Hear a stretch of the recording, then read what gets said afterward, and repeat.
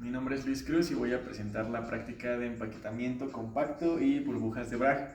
La primera práctica consiste el primer experimento consiste en simular en 2D los diferentes arreglos que son 7 que posteriormente se convierten en 14 redes de Bravais, que pues las veremos de manera más a detalle en alguna otra práctica. La primera es la cúbica, que se representa como un cuadrado y está representado por bolitas de unicel que representan el arreglo de los átomos que tiene cada átomo o partícula forma este arreglo que es cuadrado, y tenemos de manera geométrica y periódica se extienden de manera horizontal y vertical y obviamente en altitud, pero esto ya generaría una figura en 3D, que es lo que ahorita no estamos viendo, solo la parte en 2D. Ahora continuamos con el siguiente arreglo, que es la estructura tetragonal, que en 2 dimensiones se puede apreciar como es un rectángulo. Aquí se aprecia claramente, y de igual manera los átomos se acomodan de manera uniforme. Bueno, ahora continuamos con la estructura ortorrómbica, que como su nombre lo dice, forma un rombo que se puede apreciar aquí, aquí y aquí. De aquí en adelante, a excepción de la hexagonal, las estructuras en 2D son muy parecidas. De todos modos, en el video van a aparecer con su respectivo nombre como se aprecian en 3D. Pero básicamente esta estructura en 3D, supongamos que se levanta de esta manera y estas caras son rectángulos y se ve esta otra base de esta parte de arriba. Entonces es como mencioné, la ortorrómbica. Bueno, ahora continuamos con la estructura hexagonal. En el arreglo no se aprecia tanto, pero bueno, como su nombre dice, es un hexágono de 6 lados. Aquí es 1, 2, 3, 4, 5, 6. Realmente esta es una de las estructuras que cuando se aplica en un plano compacto se aprecia mucho mejor que otras estructuras, pero básicamente es lo mismo. Tenemos en 3D, va a aparecer la imagen a un lado del video. Tenemos un hexágono en la parte de abajo, un hexágono en la parte de arriba y sus caras. Ahora continuamos con el sistema cristalino monoclínico, que este es más difícil de visualizar en 2D, pero va a aparecer la imagen en el video, el cual consta de que es una forma de un prisma, pero en su base principalmente, como les digo, no se aprecia del todo muy bien, pero va a aparecer una imagen, es un paralelogramo y básicamente es un prisma rectangular con, como lo dije, las caras que se levantarían en 3D es rectangular y las bases es un paralelogramo. Bueno, ahora el sistema cristalino que vamos a explicar es el sistema triclínico. La curiosidad de este sistema es que si nosotros estamos hablando de este sistema en 3D, sabemos que existen 3 ejes, o sea, lo que es X, Y y Z, ¿no? O como lo podemos ver aquí en 2D, podremos denotar a este eje como el X, a este eje como el Y, y nos faltaría el Z, que sería hacia arriba, nuestra profundidad. La curiosidad de este sistema cristalino es que ninguno de sus ejes es ortogonal entre sí. Y por último, el sistema cristalino que vamos a presentar es el sistema trigonal, que muchas veces se considera que pertenece a la familia del sistema hexagonal. Y bueno, como se puede observar aquí, pero les digo, todo va a aparecer ahí en una imagen más ilustrativa, porque con las bolitas de unicel no se alcanza a formar la figura, pero en este sistema es muy común encontrar minerales como el rubí. Y bueno, ahora voy a explicarles la diferencia entre un plano compacto y uno no compacto, y también la cantidad de esferas o de básicamente esto que estamos representando, que son átomos, necesarios para crear un plano compacto y uno no compacto, y todo esto se deriva de los mismos sistemas cristalinos. Entonces supongamos que en este recipiente estamos hablando de cualquier material y tenemos, no lo vean como bolitas de unicel, sino véanlo como si fuera que estamos viendo solamente el sistema, que son círculos, como si fuera una hoja de papel y hay círculos que son nuestros átomos. Entonces esto sería un plano, básicamente así. Y para generar un plano compacto, lo que sucede en los materiales es que aparecen pequeñas bolitas o partículas en la parte de arriba.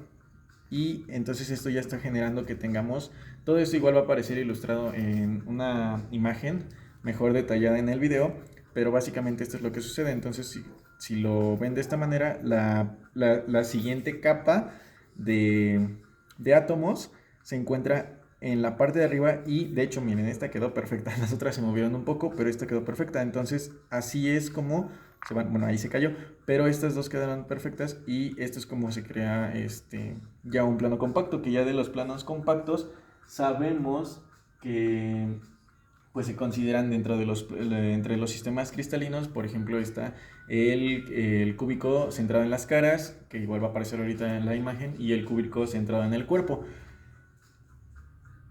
Bueno, y ahora en la estructura de los materiales sabemos que se dividen en dos grupos, que son los sistemas cristalinos, que son los 7 previamente que les hablé y que, como les dije, se habla de mejor manera en las 14 redes de Bravais, donde entran los cúbicos centrados en el cuerpo y en la cara de algunos, no de todos. Y el otro grupo de los sistemas en los que se divide es en los materiales o sólidos amorfos. Esa es la diferencia, por ejemplo, cuando hablamos de un vidrio y de un cristal. Un vidrio por lo general es un sólido amorfo y esta es la representación de manera atómica de cómo se ve un sólido o un material amorfo. Básicamente lo que diferencia un sólido amorfo de un sólido cristalino es el arreglo de los átomos. Como podíamos ver y como va a aparecer en las imágenes, los átomos en un sólido cristalino se extienden de manera geométrica y periódicamente. Entonces, si tenemos, por ejemplo, nuestro cubo de 3×3, así se va a ir repitiendo, pero en 3D y con átomos, ¿no? En un sólido amorfo no sucede eso.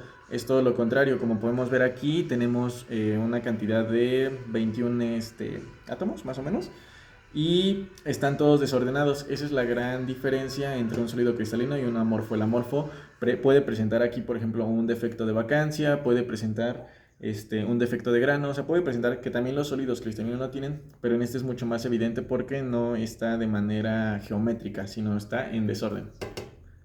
En esta parte de la práctica voy a explicarles la mayoría bueno, algunos de los defectos que se producen, y para esto ocupé agua con jabón y un popote para simular un tubo capilar. De hecho, si pueden observar, solamente de mezclar ya se crearon varias burbujas, que es uno de los objetivos de esta práctica, ¿no? Entonces con el tubo capilar voy a intentar crear un sistema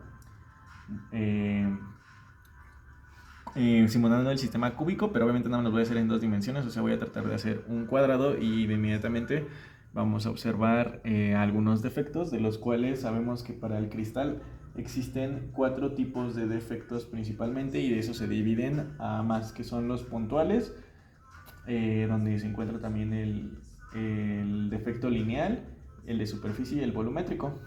Pero pues ahorita vamos a ver cuáles se forman. Entonces,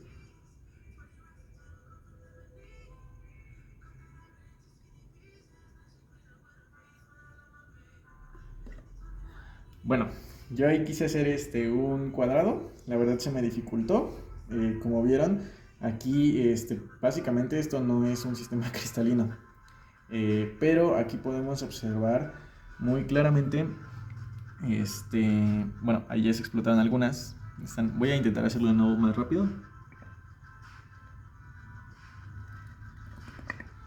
Bueno, ahí rápido podemos observar, en esta parte se alcanza a ver, no sé si en el video, pero hay una en medio que está justamente abajo y 2 arriba. Básicamente ese átomo, o más bien, en este defecto, lo que se puede observar que es que ya quedó, y bueno, ahí se volvió a acomodar, pero este pequeñito estaba abajo de otro. Entonces este defecto se puede clasificar como un defecto sustitucional, porque si queremos que todos los átomos estuvieran del mismo tamaño, por ejemplo, ahí ese me quedó bien.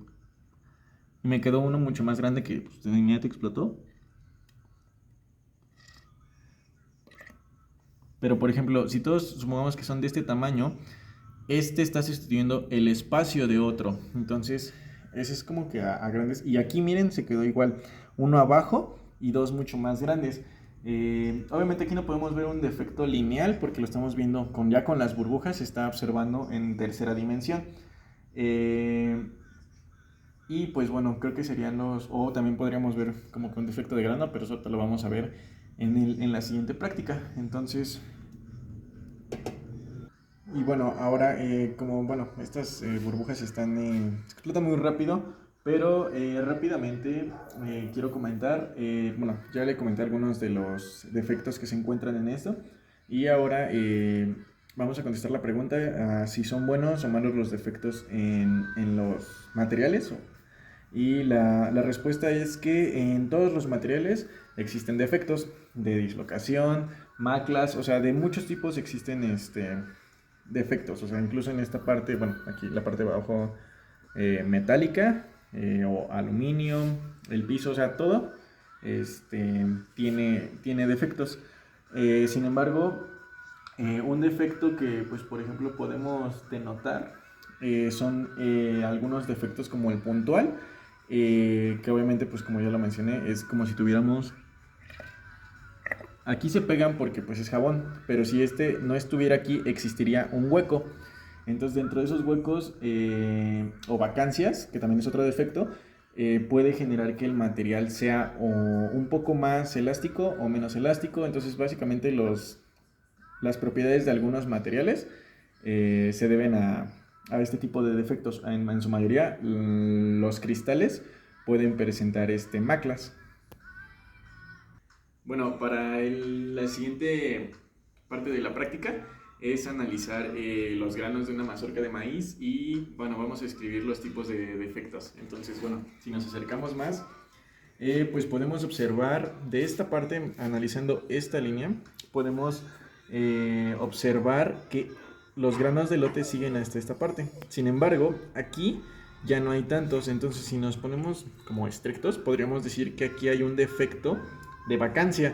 ¿Por qué? Porque ya no siguen hasta, si los ponemos aquí, o siendo muy estrictos, hasta a partir de aquí, si continuamos con esta línea, ya no hay granos de lote, ¿no? Entonces esto representa un defecto de vacancia, como se los había comentado.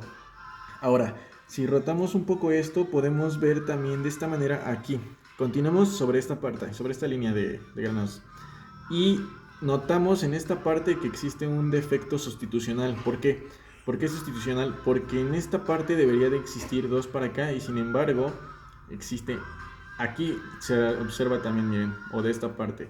Está en medio y ya no genera una línea como se aprecia casi en todos. Entonces ahí estamos teniendo otro defecto que es el sustitucional. Y bueno, básicamente podríamos decir que existe... son los dos tipos de defectos que predominan en esta mazorca de maíz, porque sí, también podríamos decir que existen también en la clasificación de los defectos superficiales, que este es el caso, podemos ponernos estrictos y mencionar que existe un defecto de frontera o en límite de grano, que obviamente si nos vamos a esta parte observamos que está lleno de más defectos, como lo que ya les mencioné, que es sustitucional. Bueno, en esta parte no se ve de vacancia. Bueno, miren, aquí sí, me parece uno de vacancia. Podrían ser estos también de vacancia, pero se aprecia mucho mejor los defectos sustitucionales y de vacante en esta parte y en esta parte. Bueno, por último, en esta práctica consta de buscar ya sea modelos macroscópicos o microscópicos de materiales amorfos y cristalinos. Entonces, bueno, como podemos observar en esta pared, existen demasiadas incongruencias. O sea, no existe una forma geométrica como lo serían si tuviéramos apilados ladrillos y se repiten de manera secuencial. Aquí no, aquí pues podemos ver por la forma de la pared hay hasta bordes. Aquí se podrían apreciar defectos de borde, Por ejemplo, aquí se nota un poco que está hacia adentro, o sea, como si podríamos decir, de vacancia. Aquí podría ser un límite de, bueno, un defecto en grano porque está superficial. Entonces, bueno, continuando con los defectos, perdón, con el ejemplo de... Eso sería, en el anterior, en la pared, sería un ejemplo de un material amorfo. Ahora, bueno, en esta parte de unos tenis también podemos observar que la estructura de la suela presenta pequeñas, en el video se presentan pequeñas como bolitas. Esto también lo podemos observar y de hecho en muchos materiales así. Esto claramente es un sólido amorfo. ¿Por qué? Porque no tiene ninguna estructura geométrica y se repite a lo largo de la suela y ninguno presenta una congruencia.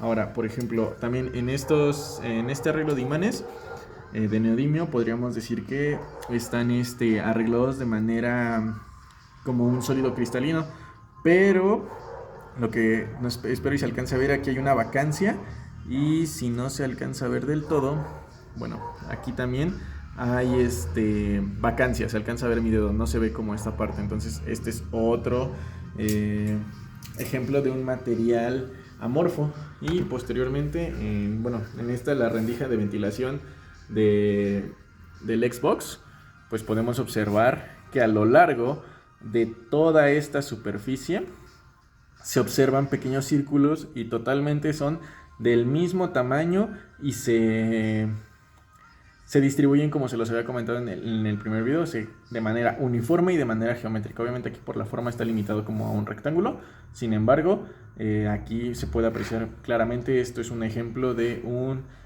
sólido cristalino.